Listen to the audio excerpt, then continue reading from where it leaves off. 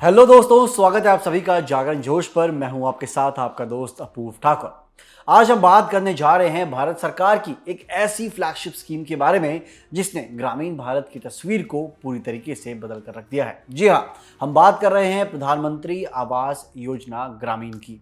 कहते हैं कि हर इंसान का सपना होता है कि उसका अपना एक पक्का घर हो जहां उसका परिवार सुरक्षित रह सके। इस योजना को हकीकत में बदलने के लिए सरकार ने इस योजना को शुरू किया था। आज हम इस वीडियो में जानेंगे कि ये योजना क्या है, इसके क्या फीचर्स हैं, कौन इसके लिए एलिजिबल है और सरकार ने हाल ही में इसके विस्तार को लेकर क्या बड़े फैसले लिए हैं। तो फिर चलिए बिना किसी देर के शुरू करते हैं। सबसे पहले आपको बता दें कि इस योजना को पहले इंदिरा आवास योजना के नाम से जाना जाता था, जिसे नवंबर 2016 में रिस्ट्रक्चर करके प्रधानमंत्री आवास योजना ग्रामीण के रूप में लॉन्च किया गया।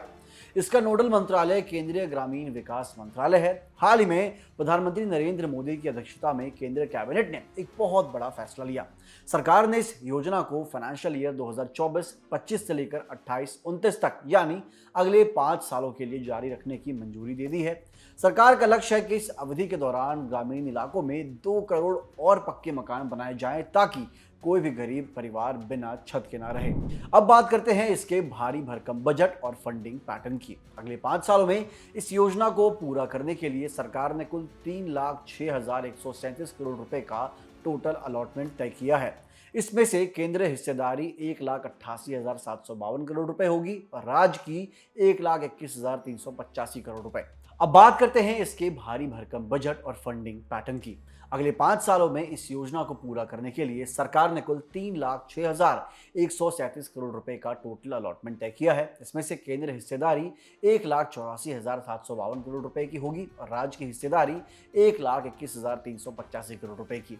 अगर कॉस्ट शेयरिंग मॉडल की बात करें तो मैदानी इलाकों में केंद्र और राज्य के बीच 60:40 का रेशियो होता है। वहीं उत्तर पूर्वी राज्यों और हिमाचली राज्यों जैसे हिमाचल और उत्तराखंड में ये रेशियो 90:10 का होता है। यूनियन टेरिटरीज के लिए पूरा 100% खर्च केंद्र सरकार ही उठाती है। लेकिन दोस्तों, अब सवाल उठता है कि इस योजना का लाभ किसे मिलता है। तो आपको बता दें कि इसका मेन फोकस ग्रामीण क्षेत्रों के उन परिवारों पर है जो बेघर हैं या फिर कच्चे और टूटे फूटे मकानों में रह रहे हैं। इसके तहत मैदानी इलाकों में प्रति मकान 1,20,000 रुपए और पहाड़ी या दुर्गम क्षेत्रों में 1,30,000 रुपए की डायरेक्ट फाइनेंशियल असिस्टेंट दी जाती है।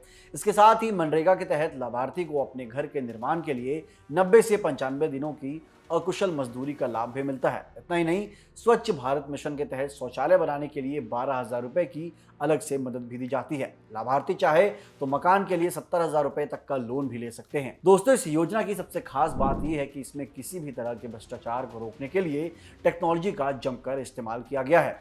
मकानों की साइज को बढ़ाकर कम से कम 25 स्क्वायर मीटर कर दिया गया है, जिसमें एक हाइजेनिक कुकिंग स्पेस भी शामिल है। लाभार्थियों को आज चुनाव, सोशो इकोनॉमिक, कास्ट सेंसस के डेटा, आवास प्लस सर्वे और ग्राम सभा के वेरिफिकेशन के आधार पर पूरा पारदर्शिता के साथ किया जाता है। सभी पेमेंट्स सीधे लाभार्थी के बैंक अकाउंट में डायरेक्ट बेनिफिट ट्रांसफर के जरिए भेजी जाती है। मकान के कंस्ट्रक्शन की प्रोसेस को ट्रैक करने के लिए जियो टैगिंग और आवास ऐप जैसे डिजिटल टूल्स का इस्तेमाल भी होता है।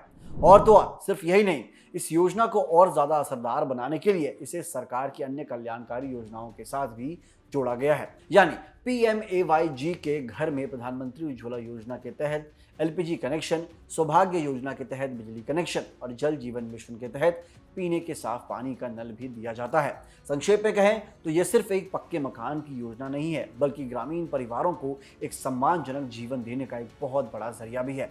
अगर आपके आसपास भी कोई ऐसा परिवार है जिसे इसकी ज़रूरत है तो उन्हें इस योजना के बारे में ज़रूर बताइएगा। आशा करते हैं कि आपको ये जानकारी बहुत काम की लगी होगी। ऐसे ही सरकारी योजनाओं और इन्फॉर्मेटिव अपडेट्स के लिए जुड़े रहिए हमारे चैनल जागरण जोश के साथ। वीडियो को लाइक करें, शेयर करें और चैनल को सब्सक्राइब करना बिल्कुल भी ना भूलें। मिलते हैं अगली वीडियो में।